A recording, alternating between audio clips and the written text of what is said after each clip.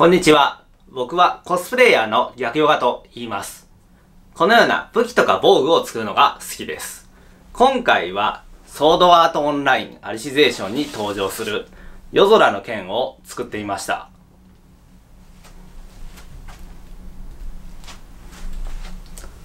それでは早速作り方に行ってみましょう。材料である COS ボードからパーツを一通り切り出します。COS ボードとはコスプレ造形用の柔らかいボード素材です。アニメイト、東急ハンズ、大型手芸店、ネット通販などで買えます。感触的にはお風呂のマットのようなものです。型紙を使ってその形に切り抜いていきます。型紙は僕のサイトからダウンロードできます。一通り切り抜きが終わりました。ボード材料はダイソーの EVA スポンジシートなどでも代用することができます。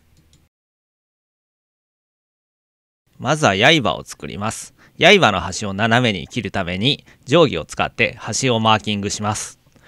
マーキングを元にしてカッターナイフで斜めに切り落としていきます。斜め切りのコツをよく聞かれるんですが、まず刃をオルファーの黒刃という刃に変えてください。よく切れるのでとてもやりやすくなります。ホームセンターで売られている商品です。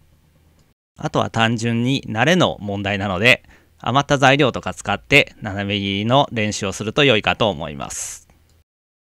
次は刃の真ん中に溝を作ります。カッターで少し切って、その切った部分をこのように削ぎ落として溝を作っていきます。この部分に後ほど芯となる棒を埋め込むための溝を作っているところです。細い園芸用の棒を芯として使います。畑などで使われている棒です。100均やホームセンターで買えます。ノコギリで程よい長さに切ります。ちなみに中身はグラスファイバーという素材が入っていてとても丈夫です。溝に芯を接着していきます。先ほど切った園芸用の棒を瞬間接着剤で接着していきます。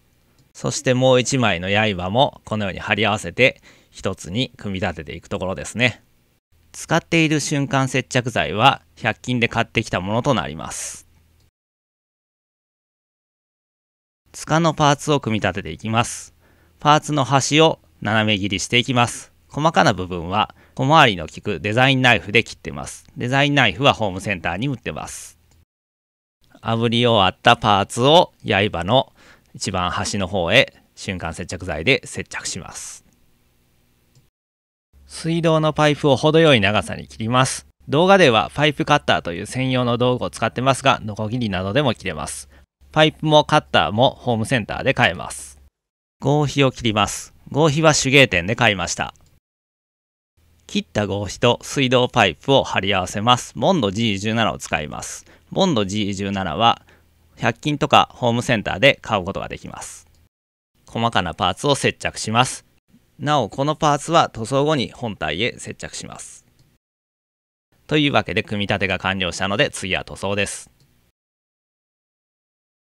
合皮を貼った部分は塗装したくないのでマスキングテープを貼っておきます。マスキングテープはホームセンターとかおもちゃ屋さんで売ってます。造形ベースを塗ります。造形ベースとはコスプレ造形用の塗装下地です。これを塗ると塗料ののりが非常に良くなります。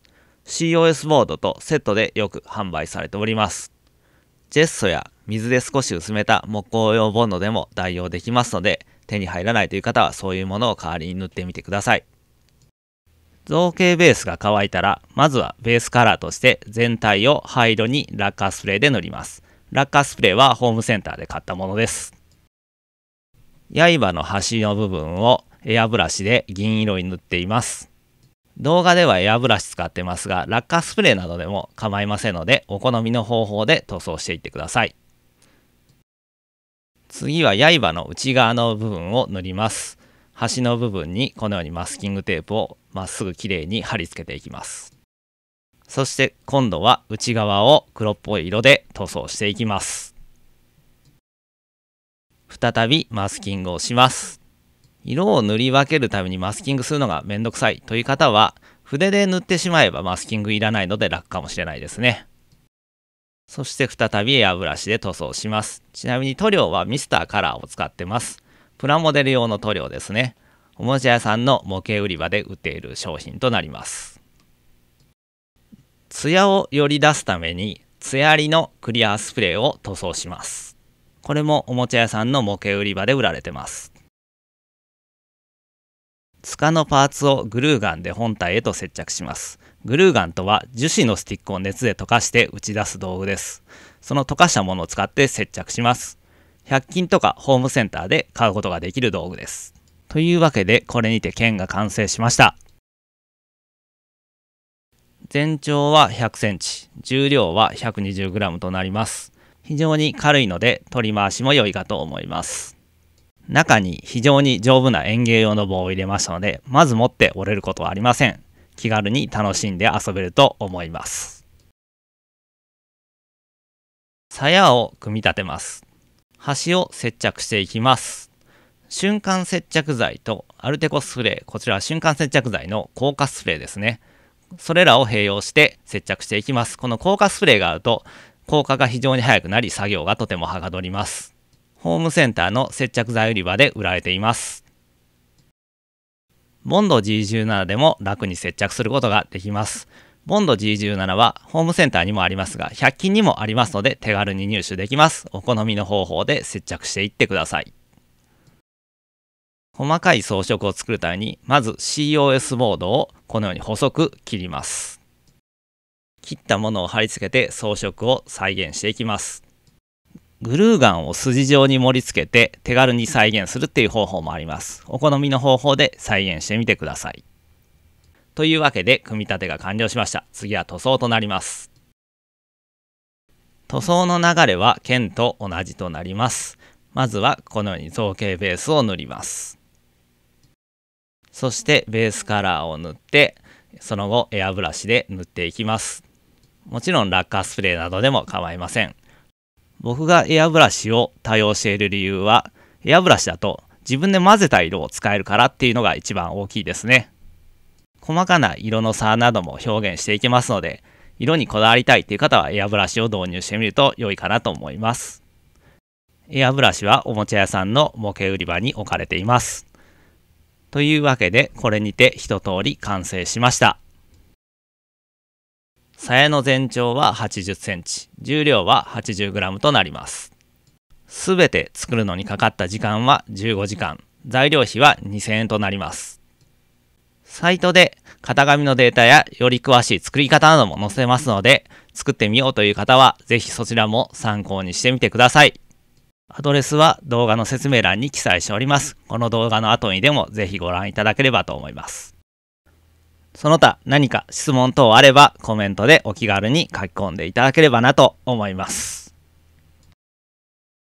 前回の動画では青バラの剣を作っていましたので、せっかくなので青バラの剣と夜空の剣をこのように並べてみました。青バラの剣の動画まだご視聴でない方はぜひこの後見ていただけると嬉しいです。青バラの剣、夜空の剣と作ってきましたが、今後も SAO の武器はいろいろと作っていきたいなと思っております。当チャンネルでは武器や防具の作り方をたくさんアップしております。ぜひ他の動画もご覧ください。他にもいろんな動画があります。よろしければチャンネル登録お願いいたします。Twitter もやってます。それでは皆さんご視聴ありがとうございました。またねー。